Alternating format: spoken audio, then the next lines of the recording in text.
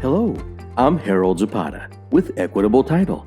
And this week, we're looking back at one of our most popular episodes of the podcast, where we had the privilege of talking with Oswald from Phoenix, Arizona. So sit back and enjoy this Encore episode, and we'll be back with more great content soon. Welcome to today's show. We have a great guest here. Today we have Oswald. Oswald Nkengurikiyimana. My last name is very long, only 16 letters. Well, I appreciate that. Thanks for being you. on today. Oswald, actually, I really wanted to have you on because just a couple weeks ago, we just passed each other in Goodyear branch, and you mentioned that you were working with refugees, and I just thought that was pretty cool. Yeah. Tell me a little bit, what got you into the business, and why is that your niche? So for me, I was in nursing school, and one of the friend I had in my class, they mentioned real estate, like you should become a real estate agent. So even though I had bought a house before that, they told me you can help people. You can help people in different ways. So they were cool. So I right there and then I made a decision. I started researching like the school for real estate, how long it's gonna take, and what do they do. And I realized that there's a group of refugees in a state that definitely need help, that don't have the education or the skill to own the property. That makes sense. So what was it about that particular community that made you want to help them? So I myself was a refugee for 5 years in Tanzania. Came to America when I was 14, and even though I've been here for 22 years, even though I grew up in Arizona, I still didn't know I did not know the process of purchasing a home. In my country, there's no such a thing as going to the bank and getting a loan unless you have something to trade with. So they don't just give you a loan like here. There's no credit card.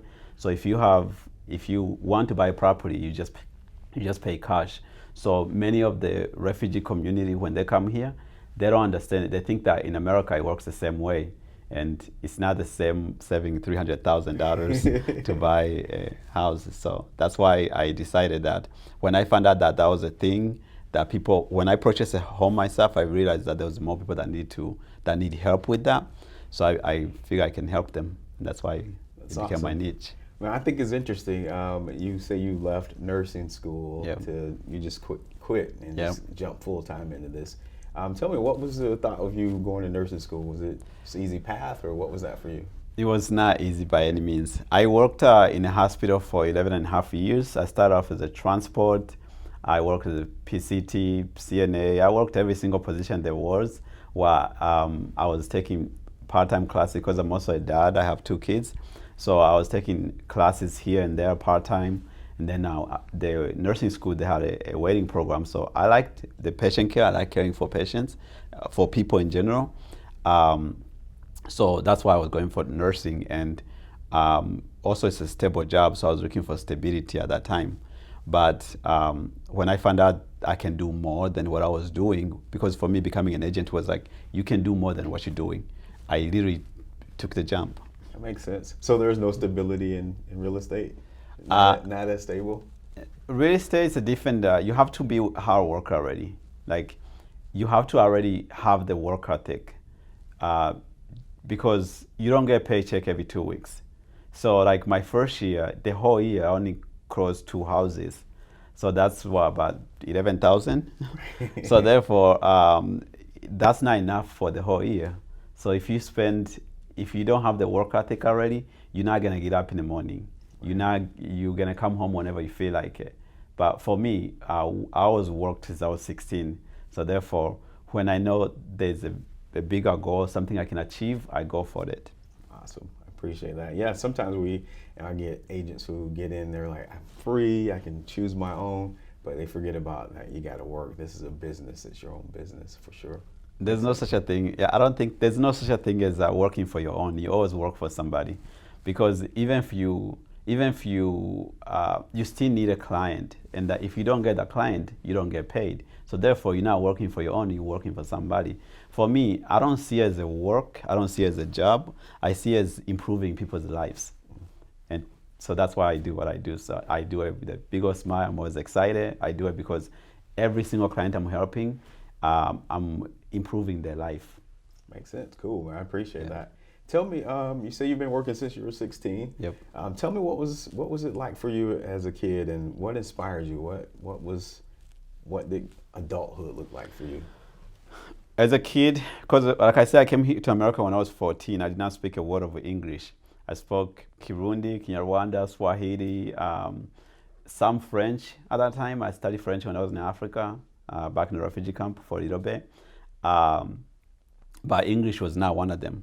So one of the struggle I had was English. So my first job actually was I worked I would go to the swap meet, and I would help people like roll stuff in the car and unroll it afterwards, and they would pay me like $50 or whatever it was at that time. And then my first real job, W-2 job, was I worked at Food City, putting food in the bag when I was 16. But when I came to America, it was a different country, because this country, you can literally become anyone you want to be.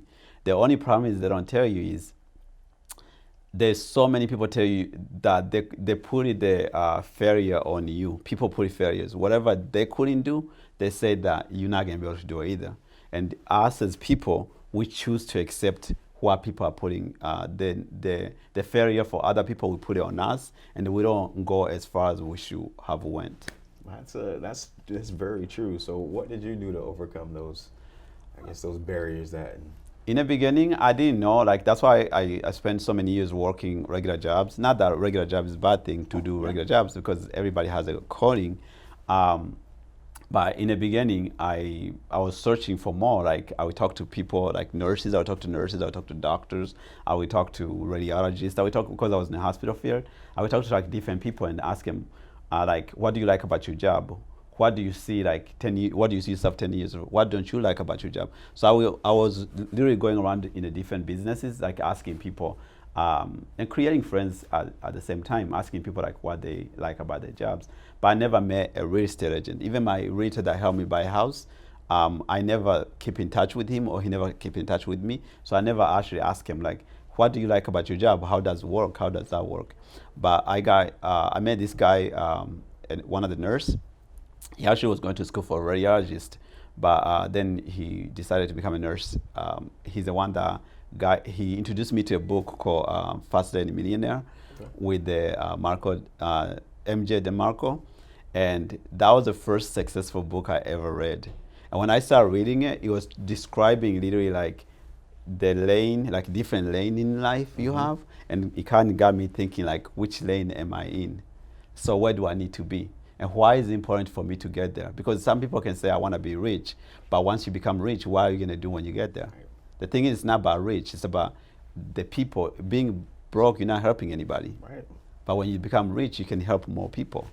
I like that. I like Jim Rohn talks about that. It isn't about the million that you make, it's about what you need to become to be a millionaire, right? So I like that. Exactly.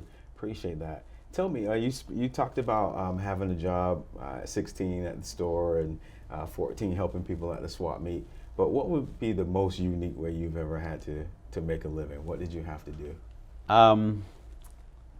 So like I said, I always worked. For me, I never had a difficulty finding a job, because for me, I never take a no as an answer.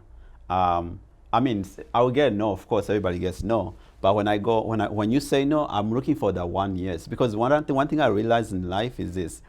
One of the biggest, there's three things I realized in life. One, it was, don't take failures from other people. If people fail, it doesn't mean you can fail too. Don't let people determine what you can be, where you can go, what you can achieve. So don't let anybody determine that. You determine that for yourself. That was one. Number two, don't be stingy or don't be selfish. That means if you have an idea, sometimes those ideas are not for you, they're for somebody else to fulfill, but they came to you so you can tell that person. So everybody, my vision, my dream is for everybody to become rich. Why do I say that? Rich for you may be like $10 million, rich for me may be $50, right? It doesn't matter, like, but rich like to a place where you feel like I fulfill my life. So to me, being rich and being successful, it's like breathing air. Like, if I'm breathing the same air, it's not preventing you from breathing it. Right. So it is actually better for more people to be successful, because we can make better changes in life. So for me, like one of the unique job, I just basically working in a hospital was, I would say that was like the most unique thing I did, because I got to meet a lot of different people from a different part of the world, especially when I worked in neuro ICU. That's awesome. Thank you. I appreciate that. Just trying to think about what it was like for you in the camps, and going to sleep every night, waking up, trying to have hope. What kept you motivated? What kept you going and wanting to learn even? To be honest, there's no such a thing as being motivated in a camp. Okay. And the reason why I said that is because I don't know if you guys, many people know about the Hotel Rwanda, because that's the war experience many people have. So the Hotel Rwanda was the movie based on Hutu and Tutsi, they were fighting against each other in Rwanda. So my mom is Hutu and my dad is Tutsi. So what that is, it's more like, imagine like you being born by a black father and a white mother, and then the black and white people are fighting against each other, right? That's how it was. So the Hutu and Tutsi were killing against each other. So therefore, for me, because my mom was one tribe and my daddy was one tribe, I can never go back to that country. So when we went to refugee camp, before we got to refugee camp, we spent about 9 months in prison. Because the prison was the safest place for us. Otherwise, they were going to kill us. All because my parents were the two tribes that were basically killing each other, and my parents did not want to separate. During the war, a lot of people separate. Like, they got divorced, and a lot of people betray each other too. Like, they actually kill each other. Or they kill their kids. Literally, that's how it was. So finally, in 1994, Tanzania, they opened a refugee camp called Mukugwa. That was for people like us who were mixed, we never go anywhere. 1996, the Americans government, the Canadian, Australian, and some of the European governments too, they came, and the UN, they came and got together and say, these people can never go back. They don't have a country. Any of you, like, they basically say, our country is willing to accept you guys, like basically bringing refugees. And so we applied. My dad, of course, applied. We went through a long process, but we didn't know what America was going to be like. But we didn't care, because there was no hope. Like, you can never go back. What am I even going to school for? I can never go back. There's no country for me. I'm a refugee. I can't go out.